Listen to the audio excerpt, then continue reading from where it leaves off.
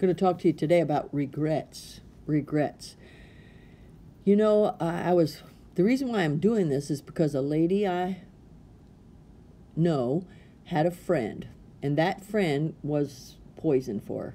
You know, when she was around the friend put her down, always challenging her about her weight, always saying negative things to her. And I felt it was a very unhealthy relationship.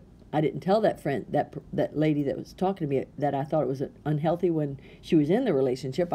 Because she didn't ask. I guess that was the best reason why I didn't. But can I tell you that eventually the lady did something where she cut the lady off. Well, a year or so later, my friend came to me and said, you know, I cut that person off, and she said, I have regrets about it. I feel like I shouldn't have done it. And I asked her a couple questions, and I said, now, why did you give up that relationship? And she said, well, because she was negative, and the negative toward me put me down and made me not be what I'm supposed to be to my family. And I said, well, then why would you regret it? And why would you turn back away from it? Because it sounds like it was a spiritual decision.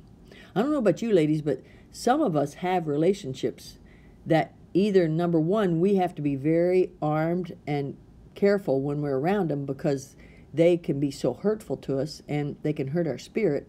Or number two, we need to avoid them at all, if at all possible. You know, avoid being around them and with them. Well, the verses I'm going to use today says, Luke 9:62, and Jesus said unto him, no man having put his hand to the plow and looking back is fit for the kingdom of God.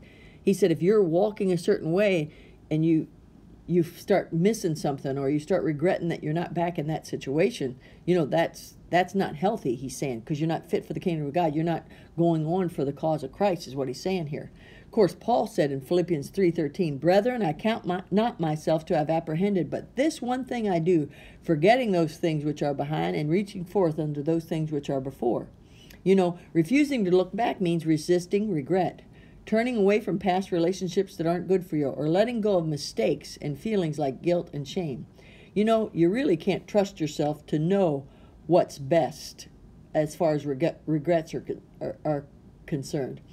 You just gotta trust God that he's leading you and he's directing your steps and helping you to be what you can be. And I don't really believe in living in regrets. You know, if you made the decision and it was a godly decision because it was best for your family's sake and your spirit's sake, don't regret it and keep on going. You know, let's be strong in the Lord and in the power of his might. Let's don't be strong in our own strength, and let's don't rely on other relationships to make us who we are. A lot of you ladies out there might be having relationships that, you know, you really need to give up, but there's a status being their friend, or you're friends with them because you think they need you. Well, maybe they do need you, but maybe it's not right for you to maintain that relationship because they pull you down. I don't know. I'm not in your skin. I can't know what's best for you. All I know is live your life without regrets. You know, live your life doing what you know you're supposed to do when you're supposed to do it. And if anybody's out there to hurt you, try to avoid them at all cost, if it's all possible. Rejoice in the Lord always, and again I say rejoice.